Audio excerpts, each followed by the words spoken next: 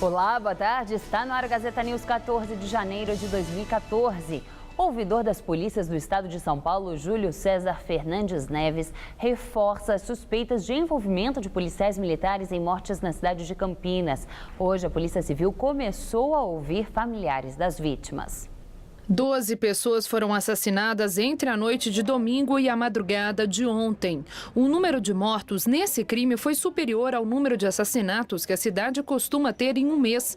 A Polícia Civil apura se houve participação de policiais militares nas mortes, mas não está descartada a hipótese de conflito entre quadrilhas rivais. Os assassinatos, todos com características de execução, aconteceram horas depois da morte de um policial militar em uma tentativa de assalto no bairro Ouro Verde. Os crimes ocorreram na mesma região. Nesta manhã, 5 corpos foram velados no cemitério Nossa Senhora da Conceição.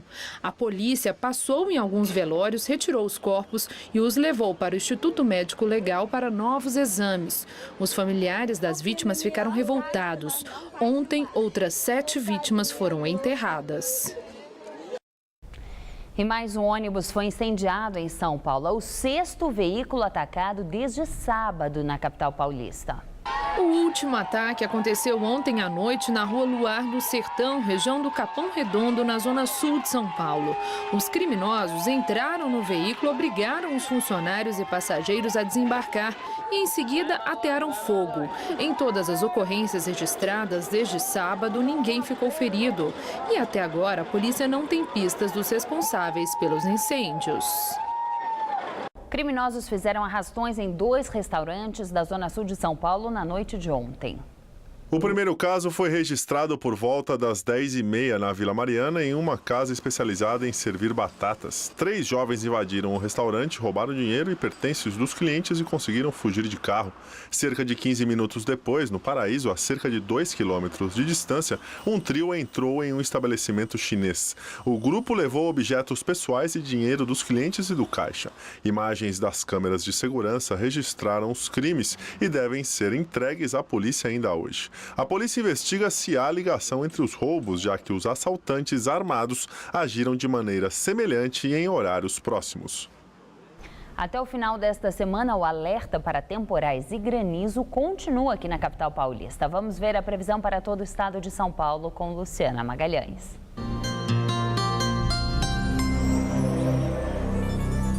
Amanhã pode chover forte em todas as áreas do estado, inclusive na capital.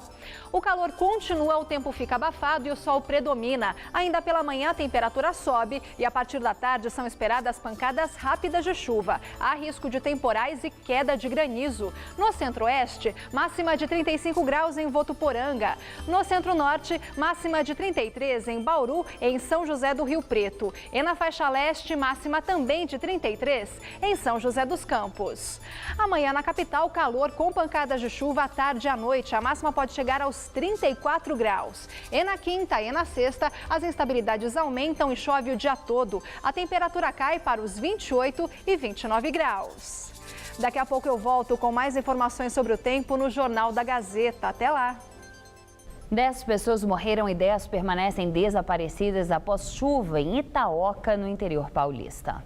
A cidade foi atingida por uma forte tempestade que começou na noite de domingo e se estendeu durante a madrugada de segunda-feira. Várias pontes e ligações viárias foram destruídas e mais de 100 casas inundadas, após o rio Palmital subir mais de 5 metros. O fornecimento de luz e água também foram interrompidos por causa da chuva. A Defesa Civil trabalha no município com a ajuda do Corpo de Bombeiros para chegar em áreas mais afastadas. O governador do estado, Geraldo Alckmin, esteve na região acompanhando o trabalho das equipes. Muitos casarões antigos da cidade de São Paulo são imóveis tombados. No centro da cidade há vários exemplos. O que pouca gente sabe é que também nas periferias da cidade existem muitos imóveis que fazem parte da história da cidade e que, por não serem tombados, correm o risco de desaparecer. Escondidos ao lado de prédios modernos. Assim estão muitos casarões do começo do século XX, como este no bairro de Santana, na zona norte de São Paulo. Um dos poucos que está bem conservado, de acordo com o jornalista e pesquisador Douglas Nascimento, criador do site São Paulo Antiga. Douglas se dedica a pesquisar e registrar a história de imóveis antigos da periferia de São Paulo como uma forma de incentivar o tombamento do patrimônio arquitetônico dessas regiões. Então, às vezes a gente pensa, esse imóvel, qual é a importância dele para o Brasil inteiro? O Brasil talvez seja muita pretensão, mas para aquele bairro a história é importantíssima e não pode ser esquecida. Eles conhecendo a história de onde eles vivem, eles podem reivindicar melhorias para o bairro dele. 9 de cada 10 imóveis tombados da capital paulista são particulares. A maioria está na região central, por onde os processos de tombamento começaram em 1985. Já nas regiões periféricas da cidade, muitas construções particulares ou foram demolidas ao longo dos anos ou estão em péssimo estado de conservação.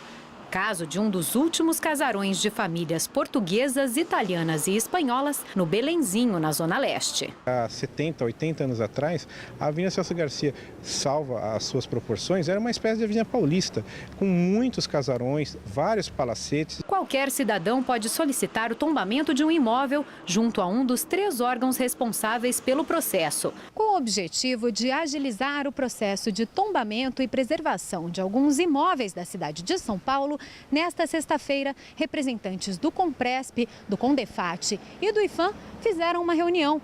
O objetivo é formar uma aliança para agilizar o procedimento de tomada de decisão sobre o patrimônio histórico da cidade de São Paulo. Até porque muitos casarões já estão à venda e podem ser demolidos pelos novos proprietários. Os 3 órgãos discutem ainda a criação de incentivos para a restauração e conservação destes locais.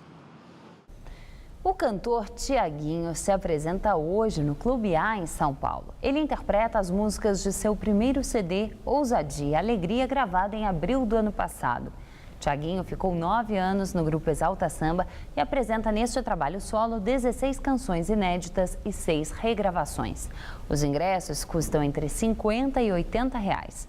E o Gazeta News de hoje termina aqui. Novas notícias logo mais às 7 da noite no Jornal da Gazeta e no Jornal da Gazeta, edição das 10. Até lá.